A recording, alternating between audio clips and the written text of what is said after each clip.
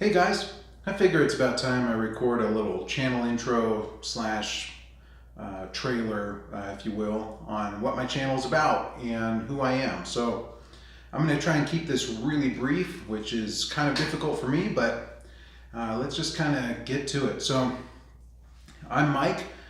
You'll see me going by Uncle Mike 5012 in most places. You can find me on Instagram. You can find me on YouTube, obviously here, and on Facebook at facebook.com/5012design.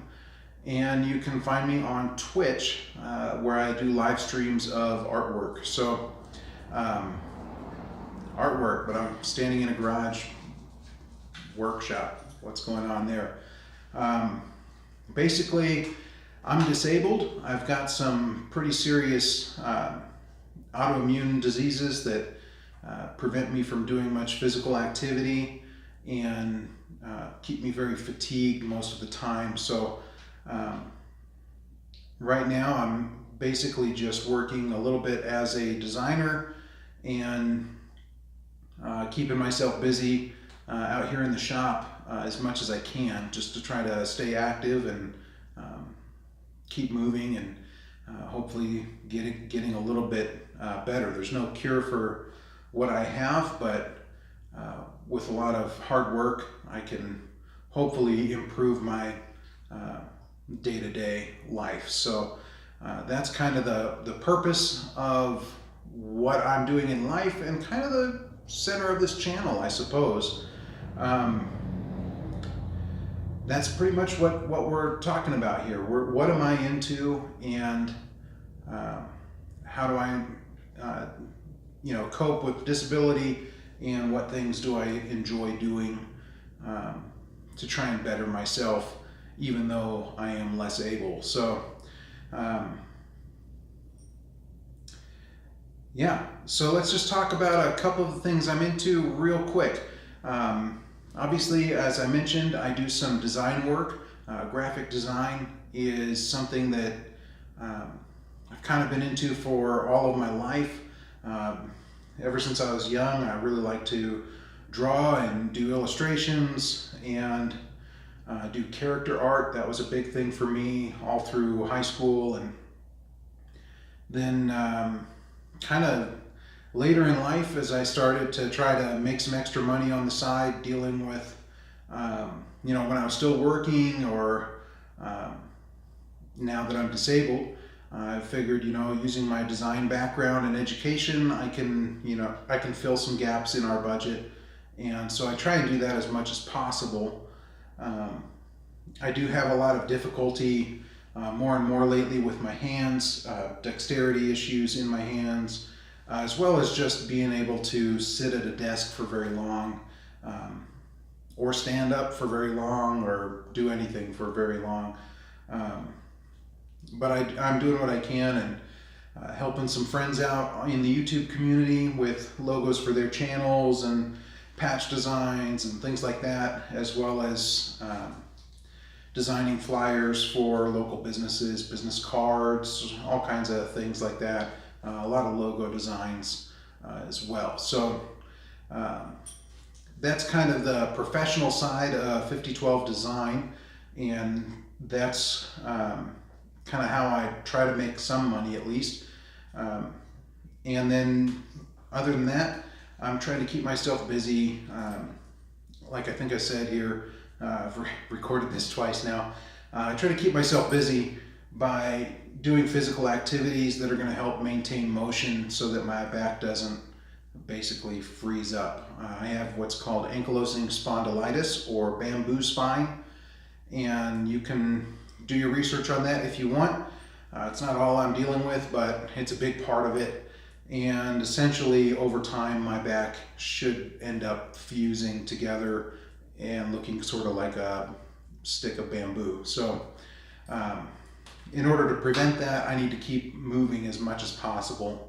It also helps with general osteoarthritis that I have, scoliosis, and then I have fibromyalgia as well. And that, I don't know if there's really anything that really helps that, but trying to be as active as possible seems to be the best thing to do for me in general. So I do what I can, and a lot of that activity is done through Tai Chi. I like to try and do a little bit of Tai Chi. You'll see a video about that on my channel. I don't really focus on that through the channel, but that's one of the ways I try to keep moving. The other way is by coming out here in the shop and working on projects. So projects could range from anything to, I feel like I took a big cut there and couldn't decide how I wanted to say things. And I'm just gonna leave it in, because if I try to edit this, then the video will never get posted. I have issues with editing, and then I get tired of a video and I don't like it anymore and I don't want to post it. And then you don't have content for months at a time, because I don't know, I think it's the perfectionist in me, the artist in me, that just wants everything perfect, and it's not going to be. So I'm going to try and just keep going, you know, do it live. So let's keep going. So what am I into? Obviously I have a little bit of a shop here. I'm getting into woodworking a little bit, sort of just by chance. The real love of the shop kind of comes through twofold: restoring old tools like this Boy Scouts of America hatchet from the 1950s that I got from my grandfather, who passed away. And I inherited this, and it was a total mess. It had been sitting in a toolbox and sitting out, and then when I got it, I didn't take very good care of it either, and it rusted over really bad, really crusty, thick layers of rust all over it. You couldn't even imagine it to look at it now. The handle was rotten and corroded, and it was loose, really loose the whole time I've had it. And so I basically got a new handle, refinished the handle I got, reshaped it a little bit, just a tad, not much, and rehung it. And then I obviously also cleaned up the axe head. I did leave all the mushrooming. I didn't get into grinding out the mushrooming on the pommel here, or the hammer pole. I think that's what it's called, hammer pole. I kind of like it. It shows the use and age from my grandfather, and so I've kept that. But I really, really enjoy doing this project, and I want to do a bunch more. So you'll see some of that on the channel. I've got a Japanese hatchet I'm working on, kind of off and on, and I'm looking for a Hudson Bay pattern axe that I can restore, that maybe requires a little less work out of house than the Japanese hatchet. That one's going to need some welding that I'm just not able to do, and outsourcing that is kind of delaying that project indefinitely. So that's one thing I work on in the shop. Coming up, you'll see me working on some knives. I've got a couple of really old knives that I also inherited from my grandfather and my great-grandfather, and I'm looking forward to restoring those. One of them is also a Boy Scouts knife. It's one of the first or second generation Boy Scout camp knife or utility knife, and really a cool little project. I don't think I haven't kept it out here. It's actually still razor sharp, and I usually keep it in the house, and I still use it to open mail and stuff that comes in sometimes. My grandfather kept it really, really sharp, and my dad found it in an old toolbox, gave it to me, and I did some research, found out how old it was. We figure it's probably my great-grandfather's, and just really excited to get that thing cleaned up. I want to keep the age showing. That's something for me. I don't really like to clean things up to the point where they look brand new. I like them to look old but be functional and maintainable. So that's the kind of projects I'll be working on, and I really don't know what I'm doing, to be honest with you. So I'm not really an educational channel in that respect, as much as you can watch and see how I did things and how it worked out for me, and maybe it is or isn't a good option for you to do. I wouldn't follow me as an instruction manual. I'm just trying to figure this stuff out, and I've got some good connections with some friends that do this type of thing online that give me pointers and tips, and we just kind of figure it out together. So that's part of the shop work. The other part is Kydex. which I'll just show you real quick here. This is a Kydex sheath that I made for a cheesy little buck knife I got out of a magazine subscription deal I wish I'd never signed up for. But I do use this knife quite a bit. So really handy little knife. It's got a rubberized handle. It's like a 440 stainless or something. Intended as a skinning knife. I think that's how they marketed it. It's from Buck. And it came in a really lousy little nylon sheath. And it had a Velcro type strap that went over it to hold it in. And it was bulky and not very functional. So I went ahead and created this little Kydex pocket sheath basically. It does have a little nylon strap on it so that I can run a belt through it if I want to.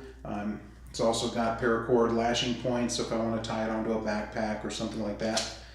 But basically, Kydex is a flat, hard plastic sheet that you receive from a distributor, and I usually use knife kits. You can kind of see their logo back here under my saw.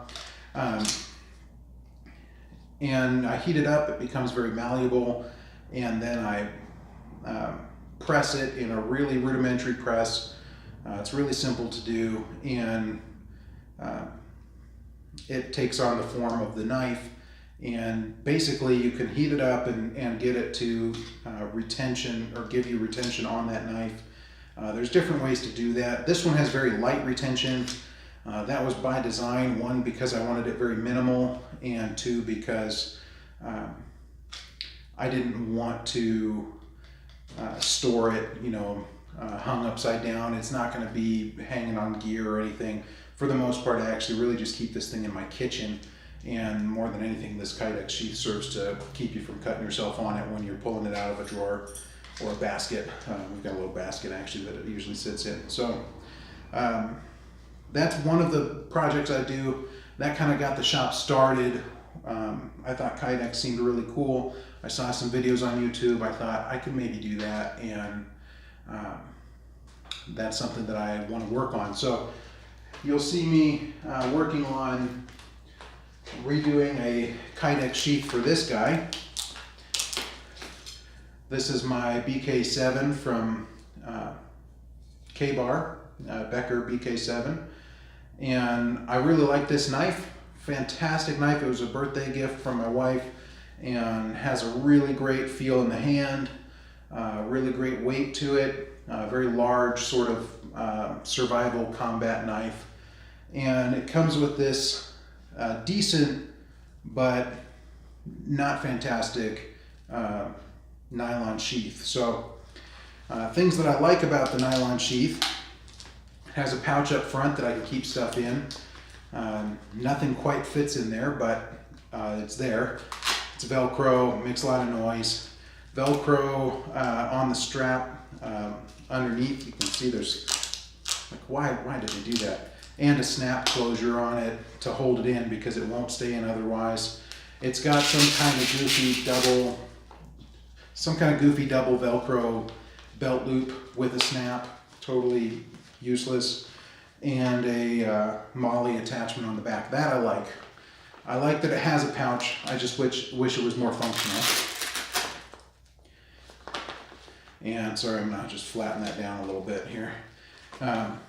So I made one Kydex sheath for this back when I first started doing Kydex, and it came out really crooked. It's also very rounded to try to hide the fact that I made it so crooked. And I have some plans to really hone that skill and make one that's very square, that fits it well, and has a very special pouch that I got through beachandtactical.com that has a fire kit in it and can hold, a small survival kit, something like that. I want to be able to slap that on here, maybe two of them. I'll probably make space for two of them, although I just have the one right now. And then I'll come up with some different carry options for it as well. I want it to be really modular. That's kind of something I want to focus on learning to do through my Kydex. So I'm still very much a beginner. I've been doing it a long time, but not very much, because it's hard for me to get out here and work very often. So hopefully though, we're gonna work on that. I really want to get out a lot of new content through the summer here, and we'll be going over the knife and other knives. I got a few other ones that I really want to Kydex as well. So we'll do some problem solving and figuring out how to do Kydex better and how to make solutions specific for those knives. So that's how I got started. I used the drill press for that. I'm not really a fancy mechanic or anything crazy. I've got a bunch of old wood planes back here that I need to restore. My dad gave me these. These also inherited from my grandfather. Really great old wood planes. I've never used a wood plane before in my life, but I'm interested to learn it out. You know, I want to figure that out and do it. So first step will be figuring out a good way. Whoops, this thing came loose on me. I don't want to drop it. Figuring out a really good way to restore all the metal on this, see if I can save the handle or if I need to make a new handle for it. It's very loose. Maybe I just need to tighten it down. We'll see. I've got a couple of them. I've also got this old West German boot knife or woods knife that I also inherited from my grandfather. When he passed away, and my grandmother had passed away not very long before him, we had to go to his house and clean it up and get it ready to sell and deal with the estate. And there were a couple of things that I found. I don't know where they were. I just found them around the house somewhere while we were working that I loved and just really wanted to keep as a way to remember him and all the work he used to do out in his wood shop, which he built by hand from the ground up. So this is an old knife from West Germany. It's marked West Germany on the sheath. The sheath is in lousy condition. It's broken. The knife itself is very loose. It was very rusted. I've cleaned up a lot of that rust, but I've still got some gunk on there that needs to be polished off. So that's a project we'll be working on through the summer as well. I might do a Kydex sheath for this, even though that's really stupid for a knife like this. I think it just doesn't make sense. But ultimately, I'd really like to do a leather sheath for this and try that out. I've got some leather working tools that I've been kind of slowly collecting, so we might get into that at some point. But that's an example of some projects that I'm working on. And then, let's see, what else? Firearms. I got a big gun sitting back here. I'm really into firearms. I got into it right when I got married, pretty much. And I just thought maybe I would like shooting. Maybe I would like shooting and target shooting, kind of get into that. I had no real interest at the time to get into hunting. I thought, maybe I could, but I don't know, and at the time you could get a Mosin Nagant for $100 at Big 5. So I did a bunch of research. It turned out to be a pretty inexpensive rifle to purchase, to shoot, ammo-wise pretty cheap, and to maintain very simple. So I thought, it's not much of an investment. Let's try it out and see if I like it.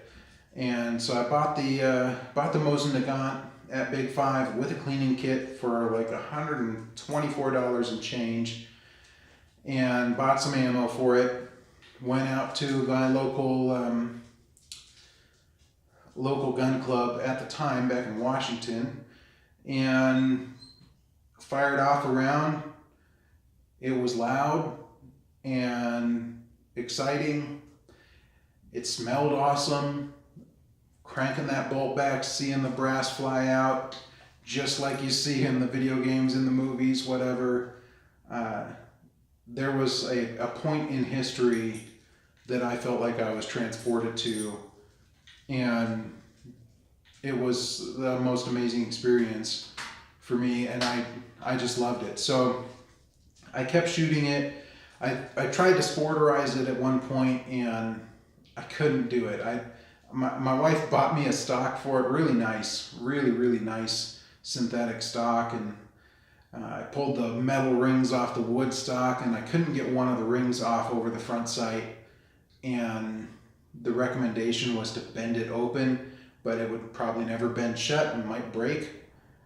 And I just sat there staring at it for I don't know how long, and I couldn't do it. I just couldn't bring myself to do it. I threw the wood stock back on. So I keep my Mosin in standard configuration with the one change that I put a recoil pad on the back instead of the steel butt plate that they usually put on. So I have it, I just don't keep it installed. Came with a cleaning kit, bayonet, came with some ammo pouches. I mean, it's just an awesome transportation back to World War II. And mine is dated 1942, so fairly certain it was probably used at some point during the war. I know they didn't have a lot of extra rifles. They were sending guys out, with one rifle and 5 rounds, and the guy next to him just had 5 rounds to pick up his rifle when he died. So it probably did see combat in World War II and helped win that war.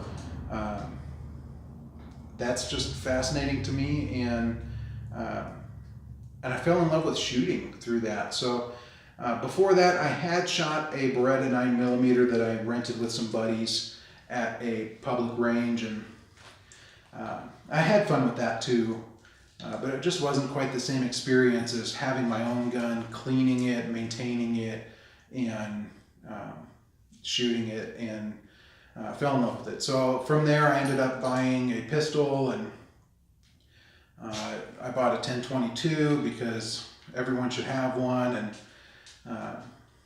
then I ended up buying, where to go from there? I think when I turned 30, I got a AR-15 that I custom built.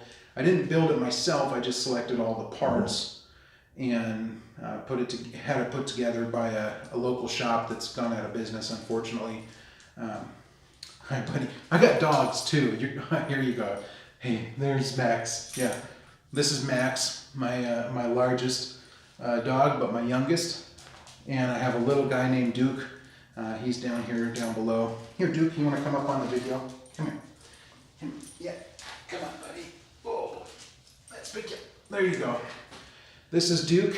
He is a rescue dog, and we love him to pieces. And he is my special companion, my friend, and comforter when I'm in pain. He always wants to sit with me, and he's very much a lap dog, and takes care of me, and cheers me up when I'm hurting and can't get off the couch or out of bed. And he's just, hi buddy, just a special little friend for me. He's a big part of my life. You'll see him show up on the channel. Let's put you down, buddy. There you go. And then Max we thought would be just a little bit larger than Duke, and he ended up being almost 5 times as big. So, but I love him to pieces. I kind of love that he's a bigger dog, and he can be a little goofy, a little dopey. Yeah, you can. Yeah, and he's my joker. He cheers me up when I'm down and having a hard time. He goofs around and sticks his big nose in my face and loves on me, and it makes me laugh every time. So you'll see them both, especially when we're driving around places. I'm going to try and do some more videos driving in the car, but you'll see them a lot on Instagram. They show up mostly there. They're good boys, good dogs. Max is a little hungry. It's about time for his dinner, and so he's talking to me about that. So forgive him for a little barking here. Yeah, we'll get you dinner in just a minute. I'm almost done. I'm talking too long. Yeah, good boy. Give me a shake. Give me a shake. Yeah, good boy. Okay. So he gets very anxious, and because of that, when I'm out in the shop, bring him out here so he's not complaining in the house or destroying something, which he has a tendency to do. Yeah, you're a good boy. You're just really anxious. Yeah. So yeah, let's get back on topic here. That's another thing you'll notice on my channel. I have a difficult time staying on topic. I apologize for that. This video is going to be really short, and even this is really long. It's kind of stupid, but yeah. So I love firearms. This is my most recent build here. My most recent firearm. This is an Aero Precision M5E1 AR-10 in 308, and basically I have gone from curious about firearms to being what I would consider a Second Amendment apologist. I really firmly believe in the Second Amendment and our right and responsibility to protect ourselves. A lot of people think policemen are the way to go as far as self-protection, and I disagree. I think policemen generally respond to a crime after it's happened, and I want to be able to respond and protect myself and my family in the moment. So because of that, I house carry. I'm at home most of the time, but I'm still strapped, and carry, when I'm around town. And oh, Max, hey, it's okay. It's okay, Bubba. Yeah, it's okay. We got someone outside talking there, and he hears them. He's getting concerned about it. He should be okay, though. Yeah, don't mind. Don't mind. That sounds horrible. Yeah. So, for the most part, I'm carrying my Glock 19. I've got it here in a Red Leg tactical holster. I didn't make this holster. I would like to make a Kydex holster at some point, but I just don't really feel confident with my skills yet to do that. But I'll probably do it at some point here, and if I do, it'll definitely be on the channel.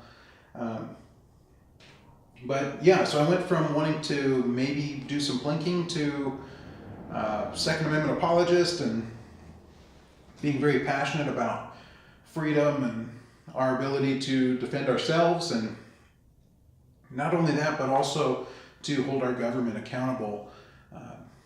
Government these days is doing so many things that really blatantly violate our constitutional rights, our Bill of Rights, constitutional law, and a lot of Americans, I don't think, even realize it. And we're at this point, where we're trading liberty for security, and the security isn't real. Giving up guns and our freedom, and censoring speech, and silencing disruptors, and all of these tactics are very fascist tactics, and they're directly in opposition to what the Founding Fathers built our country on. So I've become very vocal on social media about that. Not so much here on the channel, but definitely on my Facebook page and Instagram. You'll see political posts like that. Just trying to kind of keep people aware and keep people accountable to what's going on in the world, and being a part of that. I think everyone should. Certainly that's a part of getting older, I think, but I'm 35 now. I'm coming up on 36, and I've gone from being a bleeding heart liberal artist in high school and early college to very staunchly conservative libertarian, not necessarily a part of the Libertarian Party. I don't want to get into that, but my viewpoints are generally less government, less laws, stricter enforcement. If it's a punishable offense, if it's a law not to murder, then why do we need a law not to own a gun that somebody might commit that murder with? I feel like, convict them for the murder, and you don't need to create more criminals by creating more laws for things like owning guns or owning certain types of guns, or as long as the person isn't hurting anyone with those things, why do we need to infringe on their ability to own them? And for me, being disabled, I have some shortcomings physically that I can't defend myself with kung fu and a sword or whatever. if I'm going to be attacked, then I need that great equalizer, just like anyone else might have, and who knows what I'm being attacked with. So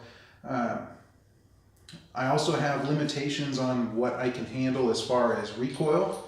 I ended up buying an AK-47 at one point.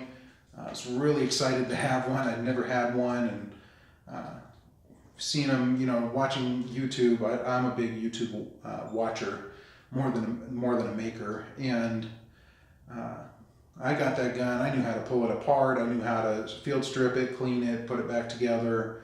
I knew everything about that gun already, and I was really excited to have something with wood furniture other than my Mosin again. And I shot, I don't know, 2 magazines, but here in Colorado they're limited to 15 rounds, and mine was only 12, so like 24 shots with that rifle, and I pretty much couldn't get out of bed for a week. It really blew out my back. That jarring recoil really got to me, and I couldn't believe it. I hadn't shot my Mosin in a long time and didn't realize how sensitive I had become to recoil. So just for an example of, that's a platform that some people might use, but I can't. And what I ended up doing was I traded in that gun, and I ended up trading in and paying up a little extra, and got myself a Scorpion in 9mm, and I can shoot that gun all day, and I love it. So we kind of need options. The thing with the Scorpion is, initially when they came out, they were only available with 20-round magazines, and Colorado wants to say you can't have more than 15. So it was difficult. I had to wait to even get one because I had to have the 10-round magazines available, and that's just such a stupid law. It's not really enforced here either, nor is it really enforceable. But anyway, all that to say, as far as my political persuasion, I just think that people should be allowed to be more free, be more trusted, and also be more responsible for themselves. And I don't like to legislate personal responsibility. So again, getting back on topic, this is my most recent gun. This one I actually built myself. I didn't have someone else put it together for me. I really wanted to build my own. I kind of regretted not building my AR-15. When I turned 30, I didn't know enough about firearms to feel comfortable building my own. I couldn't have done it. I would have hurt myself, or just broken parts and whatever, So, but then afterward, I had this really great custom AR-15 that I didn't really build, and I wanted to kind of build something myself. And I'm really, really interested in hunting. Come a long way from loving animals and drawing animals, and wanting to photograph animals. I still love all that stuff. I still love animals, but I love meat too, and I think that it's okay to eat meat, but I think we also in a way have a little bit of ethical obligation to harvest our own meat in some cases, and really respect that meat and respect where it comes from, as well as to participate in conservation. The best way to do that is, hunting licenses, fishing licenses, and being an outdoorsman. People don't understand how much hunting contributes to conservation and is sometimes required to keep species in check, where predators are not present like they used to be and things like that. To manage the land, we have to cull herds on occasion. So I have nobody in my family that I know of that hunts, and just kind of developed this passion and desire to do it. And with my physical limitations, I just didn't really even think I could. I got pretty bummed out over that, actually. I got really depressed about it, and my wife tried to encourage me that I could, and I thought, man, I don't think I could really shoot my Mosin enough to be a good shot and make an ethical harvest. So we talked about it a bit, and I kind of felt like giving up on it. And she says, you know, what would you need to do it, really? And I thought, well, I need a rifle that's chambered in a caliber that's ethical and legal for hunting with here in Colorado, or other places maybe I might go. But I thought about getting a bolt action, 308, something really simple. I had one for a little while from Mossberg, and they're lightweight and handy, but there's not a lot to stop that recoil. And I thought about that AK-47, and I need something that's going to really tame the recoil down for me. And so we decided it was a worthwhile venture to invest in me and in my dream of hunting. And that's the result here. Is I started doing some research, and I built an AR platform 308 that I think will serve me very well based on features that I chose specifically in regards to my disabilities. So you can't really see it all that fantastic here, and I'm not going to get into it too much. I'm going to do a review on the gun at some point real soon here when I get some range time with it. But basically, I've got a JP Industries silent captured spring buffer system in here, which should tame that recoil down significantly. And then I've also got up front in a rifle length gas system, which should keep things pretty smooth, a Superlative Arms adjustable gas block. So by tuning the amount of gas that's going into the system, as well as tuning that spring, captured spring set, I should be able to minimize the amount of slam that I'm getting from the weight of the bolt coming back. As well as I've got the Strike Industries Viper adjustable fixed stock with an extra recoil pad on the back here. So really kind of built this rifle around the idea of taming that 308 recoil as much as humanly possible so that I can work with it. And it might beat me up a little bit when I first start shooting it, but I think it's something that I'll be able to manage and work on and work toward being better with it and dealing with that. And to help with that a little bit as well, I know that I'm not going to be ambush stalking my my game. I just don't have the ability to march through the woods for 2 miles after an animal, and that's probably the most conservative distance I could possibly go. I'm just not able to get out and do that kind of thing. But I found out that it is possible for me to, as a disabled person, go out in a vehicle or maybe do some ambush hunting from a blind or something like that, where I don't have to do a lot of trekking around and kind of work with somebody, maybe at least when I get to gather and harvest that game. So I think my video just cut because I made this too long, and I've got a new recording going that I've got to splice together. So I'm going to close this up really quick. I just wanted to say basically this is my hunting platform that I'm hoping to get into precision and hunting, precision shooting and hunting with, and you'll hear more about that coming up on the channel as well. So this isn't really the video I wanted to make.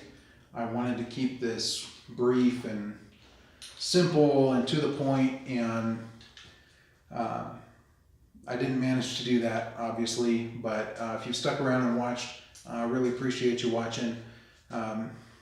This might just be the way I'm going to make videos. I don't know. I really want to try to keep these down, keep the size of the videos down, the length down. I'm recording on my phone, and I have limits on the phone, so I get these awkward cuts like you probably just saw, and then I have to do editing, and that delays the release of the video, and just makes everything more difficult. So really trying to keep my time down, or get my time down, but this is kind of me too. So when you're talking to a screen with nobody to respond, things kind of stretch out. I apologize for that, but I hope you don't mind listening to me and hearing a little bit about what I'm doing. And if that's interesting to you, then please stick around. If you are seeing this video when I'm posting it, I'm probably at 97 subscribers, or just over that. And I want to thank you all that have subscribed, and let you know I do have a giveaway running right now for when I reach 100 subscribers.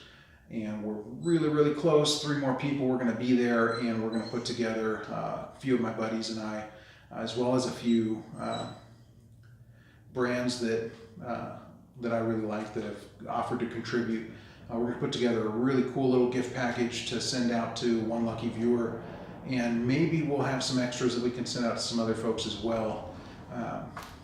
I'll see what we can get and how we can do that. So that's something I'd like to keep doing. I am a brand ambassador for Beach and Tactical, and a big fan of Jacob's products.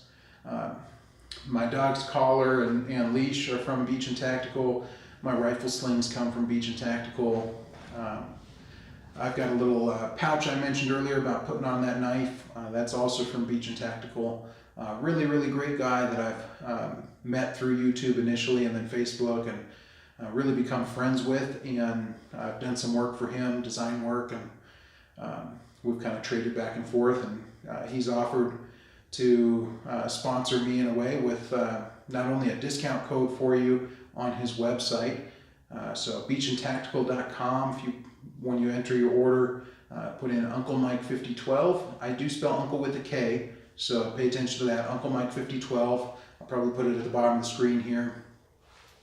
That'll get you, I think it's 15% off, which is generally better than most of his sales prices. So really, really great opportunity for you to get some high quality US made outdoors gear, and save a little bit of money on it, and support a veteran here in the United States and his family. So really great opportunity there. And so he's donated to that, and we'll probably be working together to do more giveaways in the future for other milestones that we want to reach. It's not my goal to ever really be famous. I don't want to be the next Iraq veteran or military arms channel. I love those channels, and I just could never really keep up, you know.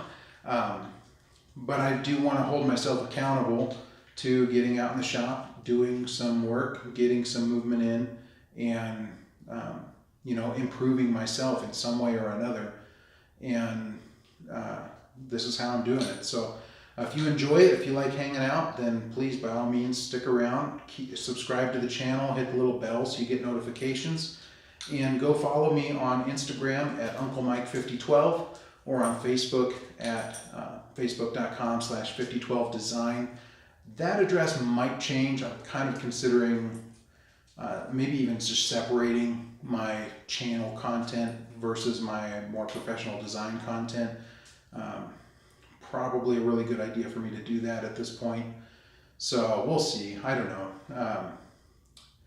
I'll update you if I change that. But for now, that's kind of what's going on. It's 2019. It's May, and I'm getting fired up to really do a lot of stuff here through the summer, and really appreciate everyone who hangs out with me and, you know, comments on the videos, interacts with me. I do try to read all those comments. I don't get a lot, at least at this point, so it's really easy for me to see those comments, reply, and keep up with them, and I really enjoy that.